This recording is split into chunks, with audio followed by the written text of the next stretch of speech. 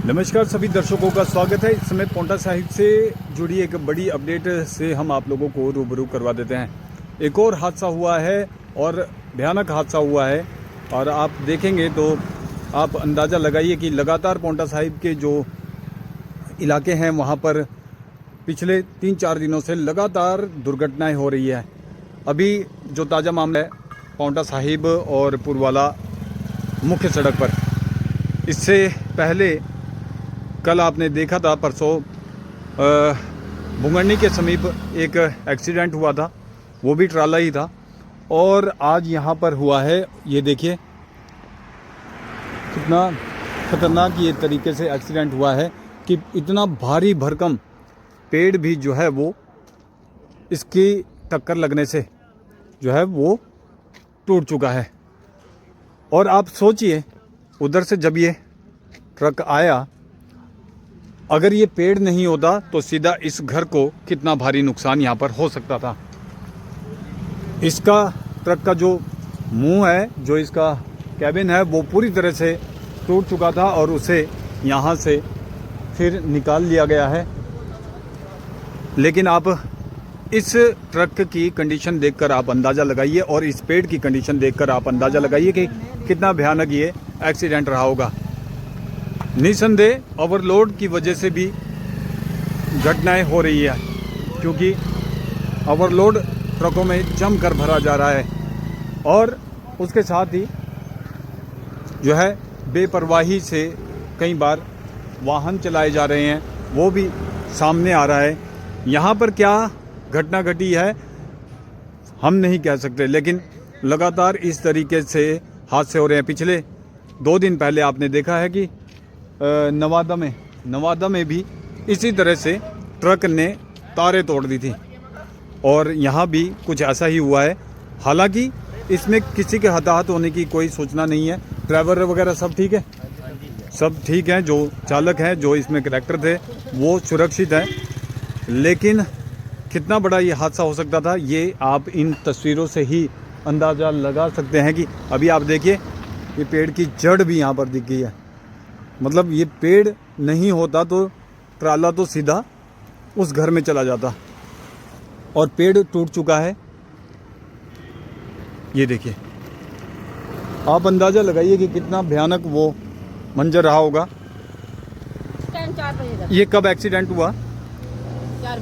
4 बजे आज सुबह। हाँ जी। आप लोग यहीं रहते हैं? यही घर मारी तो है, तोड़ फोड़ मारी तो हुई। ओ, अब आप अंदाज़ा लगाइए कि अगर ये पेड़ नहीं होता तो सीधा ये ट्राला घर के अंदर घुस जाता। हाँ जी। और सोए हुए थे आप लोग, कैसा उस समय लगा जब आपने आवाज़ सुनी? आवाज आई इसकी बहुत तकड़ी जी, तब उठे। तो आप देखिए कि कितना भयानक वो मंजर रहा होगा। ये घर के लोग हैं और घर के लोग एकदम, इनकी जब आंख खुली जैसा पता लगा।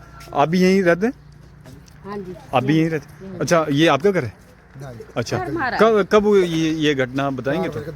अच्छा, 4 बजे क्या आवाज वगैरह कुछ है? बहुत ज्यादा। अच्छा जी। ये तो अंदर और देखिए कि कितना भयानक ये एक्सीडेंट रहा होगा। और अच्छी बात यह है कि ड्राइवर सुरक्षित है और कोई हताहत नहीं हुआ और इस घर में भी रहने वाले सभी लोग सुरक्षित है। हाँ जी, अंदर गिरा ना, पेड़ ऊपर से सारा गाड़ी थी, गाड़ी। अच्छा यहाँ पर तो देखिए ये पेड़, हाँ, क्योंकि अभी तो सुबह तो ये पेड़ काट दिया गया है, लेकिन जब ये पेड़ था तो पूरी इसकी टहनियाँ यहाँ पर आ गई थी और पूरा घर यहाँ तक डाले पड़ गए थे। ये देखिए। ये बाउंड्री को दर्जा आ गई, ये लाइट सारी टूट गई भी। जी हाँ जी, आप ही देख लो। देखिए, एक और बचाव इस वजह से भी हो गया क्योंकि ये लोग घर में अंदर इतने दूर रहते हैं। लेकिन अगर यहीं पर होता और ये पेड़ नहीं होता तो हादसे की तस्वीरें कुछ और ही हो सकती थी। अभी भी इस घर का काफ़ी नुकसान हुआ है क्योंकि अभी तो ये पेड़ काट दिए हैं और इसके टहने जो है वो पूरी दीवारें हिल चुकी है और काफ़ी नुकसान इनका हुआ है। लेकिन आप सोचिए कि 4 बजे ठंड के मौसम में लोग अपने घर में दुबके हुए सोए हुए हैं और अचानक एक आवाज़ आती है और पूरा घर जो है उठ जाता है। और दहशत में घर के लोग कि आखिर हुआ क्या है, और बाहर आकर देखते हैं तो एक एक्सीडेंट लगातार पोंटा साहिब के इस रोड पर ये तीसरा दिन है। 2 दिन पहले भुंगरनी के गुरुद्वारे के पास सेम इसी तरह से ट्राला जो है वो सड़क से बाहर चला गया और आज यहाँ पर फूलपुर में ये घटना घटी है कानूवाला में। फूलपुर और कानूवाला के पास ये घटना घटी है।